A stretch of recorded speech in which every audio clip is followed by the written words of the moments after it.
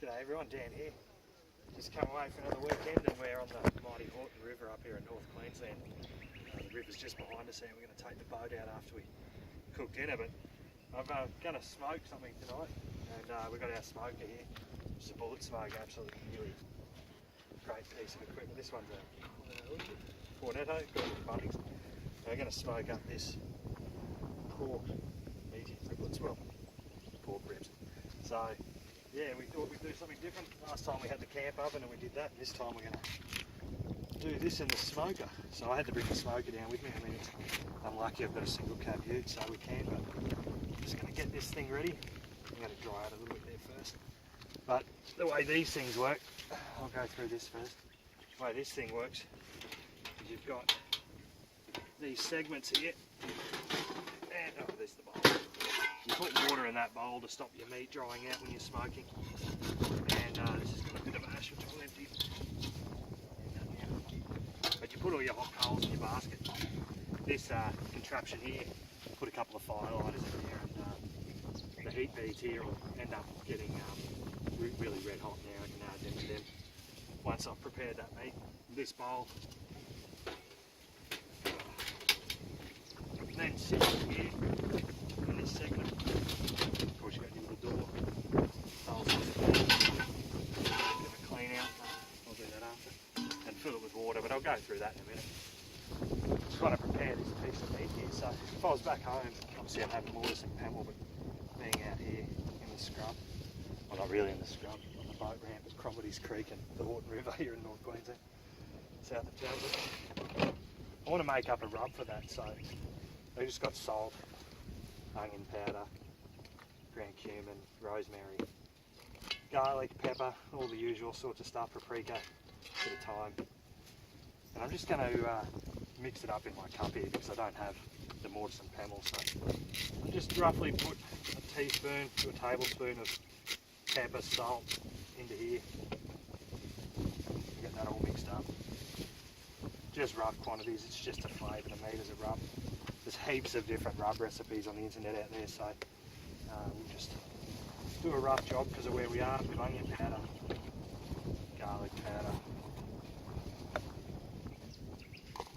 and maybe some paprika. What do you reckon, babe? Yeah. Don't think we'll worry about rosemary or thyme on that. So there, and just mix that up in there like that, which is very rough indeed, but it doesn't matter from where we are. So I don't have any paper towel with me this time, so I'll just have to give that a spray. And it doesn't really matter, I don't want to dry it out. It's not like it's a roast pork with a fat cat where you want to dry it out a little bit to get that crackling like I did in my last video using the camp oven. This one here, because we're going to cook it for 4 or 5 hours to really break down that meat. We're not too worried. And also the fact is that there's going to be the water bowl in there anyway. I'll just start adding that, sprinkling that on nicely. And of course the wind blows a little bit, that's alright. Just getting that salt.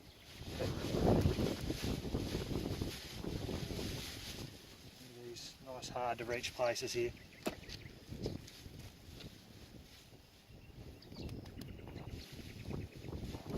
And this will form a bit of a crust as that cooks as well. That salt, that pepper, and that garlic and onion powder. Oh, look at that.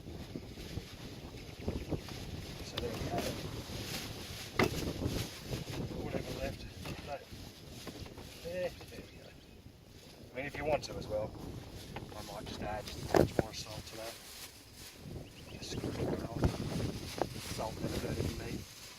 There we have it. So now we'll leave that now, we'll just get ready. I've actually got a hand washing device on my car which I installed using PVC pipe. Under the fridge unfortunately, so it wasn't my best move. Always make sure you clean our field. When you're out camping. Anyway. Everyone, so now we've got these heat beads, they're all starting to glow right on the top and they're getting pretty hot. I'm just going to put them into the smoker itself. I'm just going to put a couple of beads just around the edge.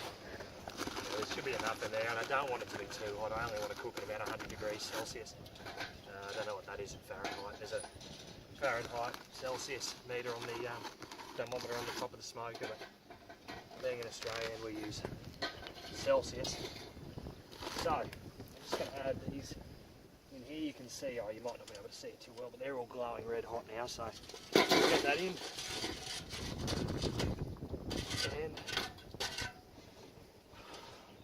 we'll start to put our smoker together. So just put this on here. I want the door facing me the way I'm cooking. So now I've pre-filled up this bowl of water here. I'm just going to place that in there. Goes onto the second. Oh, there we go. And I've got all the wood chips in here too. I'll just take them out. I just soak them in a board of water so they can they take a bit longer to smoke up. These are a very small wood chip. The better ones I've seen are from the Weber shop. And they're actually big chunky pieces. But this was a box that I bought of wood chips here from Bunnings, just a Samba, poultry and pork, a blend of apple, cherry and mesquite, however it's pronounced. So I'll get this cooking, this bullet smoker up to heat. It should take about 5 or 10 minutes to get up to heat, and then we'll throw the pork in. Happy days. So I'm just going to throw a couple of wood chips in this thing quickly now, sitting up at about 95 degrees Celsius, which is 80 degrees Celsius now. That's sitting at 200 degrees Fahrenheit. So I'm going to throw a few wood chips in there just to start that smoking process off. Not too many to start, just a couple, get a bit of smoke in there. And you can see in here, not too bright, but within about 5 minutes that should be right to get the pork in. Oh, okay, so now we've got this thing smoking away nicely. It's 3:15 in the afternoon, so we're going to put these on now. Probably take them off at about 7 o'clock, give them about 4 hours. Really break down any of the fat and sinew and just really turn that into a nice tender bit of meat. I'm just going to put them in here. You can see it's a fair bit of smoke coming out there now, and that's what we want, especially the initial half an hour or so where that meat will absorb. I'm just going to put that so the bone's facing down. Once again, bone facing down. Throw that lid back on. Secure it down. And I will probably just get a handful of these wood chips here and throw them in so that we start to produce a fair bit of smoke. The first half an hour of that smoking process is when most of the smoke will be absorbed into the meat. Generally speaking, after that it won't take on the flavour of the smoke much anymore. And we'll come back to that in about 3 or 4 hours and see how we go. So we're back. This has been on for about 3 hours now, so we're just going to have a quick look at it, see how it's coming along.